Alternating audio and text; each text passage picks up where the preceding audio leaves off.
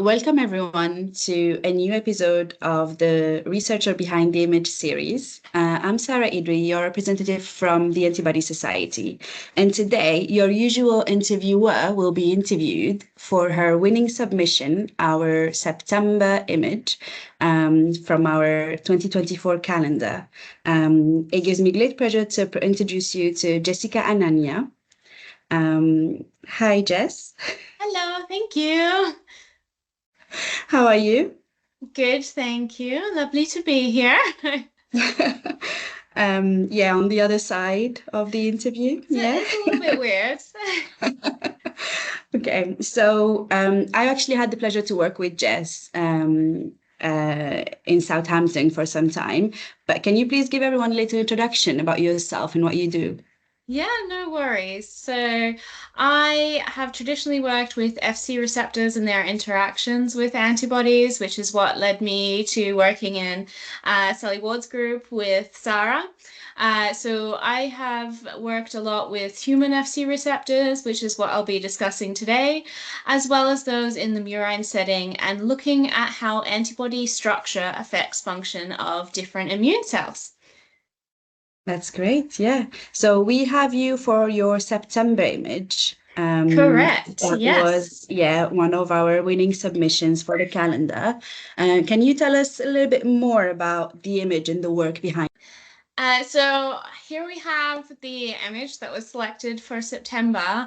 And ironically, this was actually an image from me playing around and learning to use super resolution microscopy.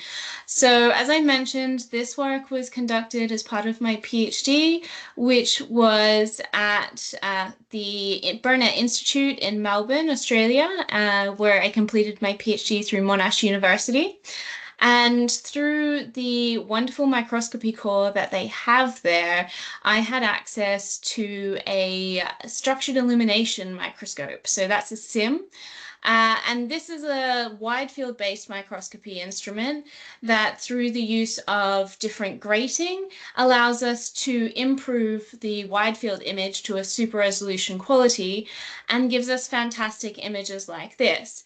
So in order to get familiar with the machine, I was instructed to do some very simple staining of the cytoskeletal structure and the membrane. So we have our cytoskeletal structure shown in red, which is our actin filaments, and our membrane shown in green, which is actually our FC receptors, as I transfected these cells to express EGFP, and the blue being a wheat germ agglutinin, which binds to the lipid membrane in order to stain the membrane.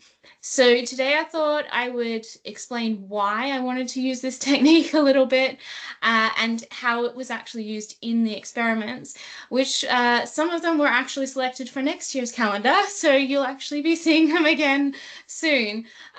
So the reason why we utilized these techniques was that in my PhD, I focused on the human Fc gamma receptor family. So these bind to the IgG family, and I was particularly interested in the Fc gamma 2A subset of this family. And that's because we just by chance identified a splice variant of this, which we called Fc gamma receptor 2A3. So the splice variants that we were looking at were identified within both human, H, and macaque, a type of monkey that is commonly used in research by our laboratory, in Fc gamma 2A.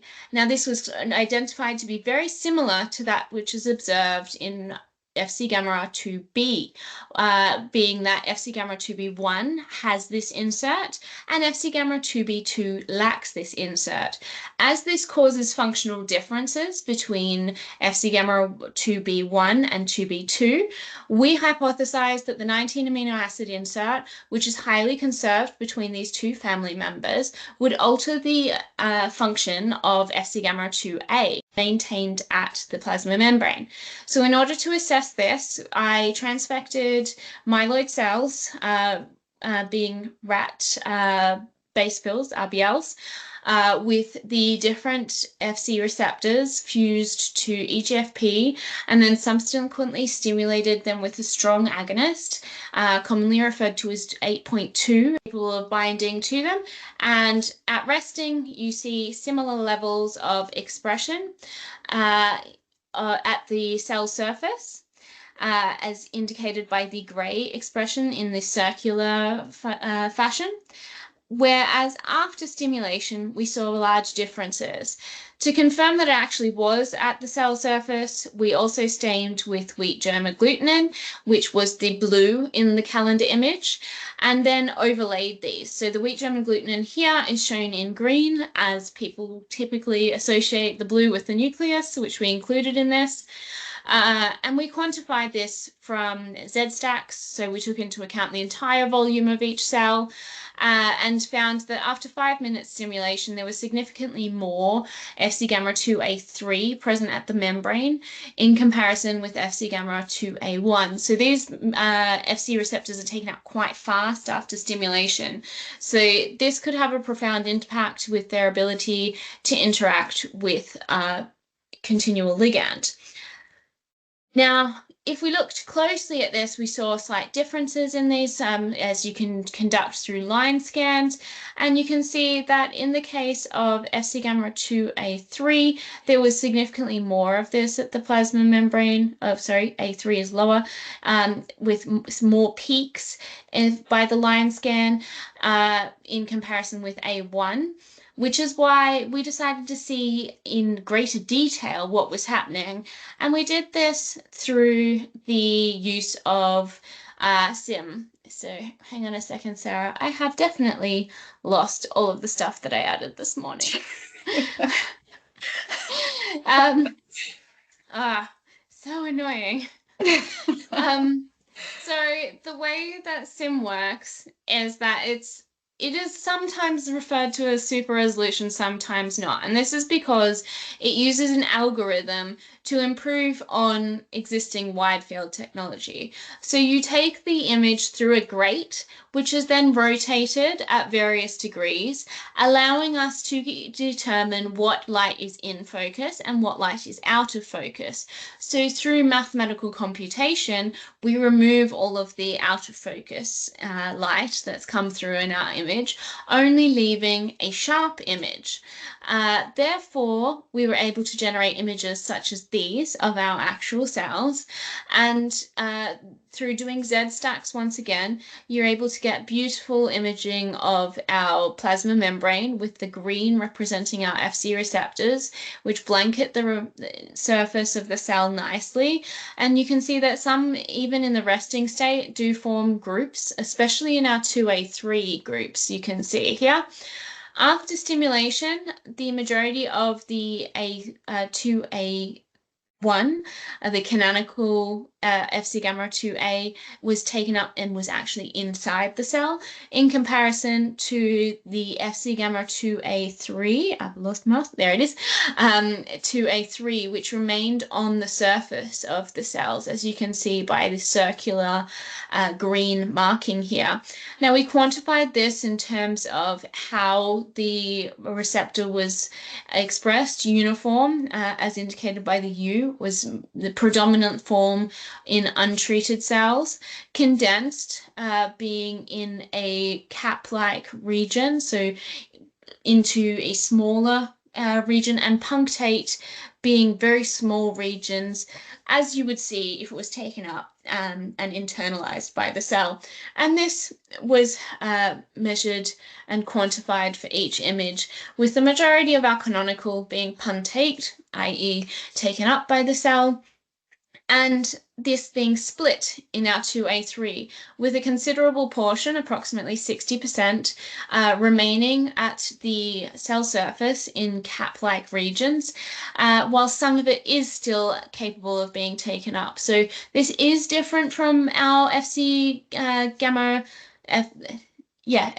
receptor 2B1 has a stronger form of this. The caps that you'll see on these cells are much larger than what we see in our 2A3. So there are differences between the receptors that aren't controlled by this insert, but some of this behavior was not surprising because of the very strong cap regions that we expected to see from the 2B data that was published way back in the 90s on actual wide field. So we probably wouldn't have noticed it as much if we'd identified it with that sort of technology, given it's more subtle. So when we do the line scans, you can see that these are very uniform and follow the membrane, and you can see that it follows it much closer than when we look at it from our confocal, indicating the higher resolution that we're able to get. Whereas when we look at our treated or activated samples, you can see it's much clearer to see that we have these large condensed regions along the membrane into a 3 in comparison with most of it has been taken up into the cell. As you can see when you look in here, all of these condensed regions that have been taken up into the cell to be processed. I was wondering, for this high resolution microscopy technique you've used, did you have to do any specific sample prep for it, or do you have to use any specialized fluorophores? You do have to do a lot of differences, and you have to have a lot stronger fluorophores in order to do super resolution, in order to do storm or stead and things like that. And you have to sometimes even use specialized fluorophores. However, that is the big advantage of SIM, because it utilizes basic microscopy. It's based off a wide field platform. You don't have to do as many changes. So that's one of the reasons that we decided to use this and see if it was actually worth our while doing the extra points. So you just you can't use as many fluorophores, and it takes a hell of a lot longer to get the images, because the mesh that I explained that it takes the image through, so it takes it through an image and it alters the mesh as it's taking the image. So for one image on wide field, it's 20 images. And then, of course, we did Z stacks. So you have to consider the longevity of your fluorophores, particularly for you to do SIM, but they can be normal. So I used Alexa 488, I used 647, and generally on the machine I was using, they recommended limiting it to those 2 colors. So you will notice that they were 2 colors. You can do 3 on that platform. And I'm sure on other platforms you can use more colors than just those few. But because of the longevity, you have to be very careful with the ones that you select.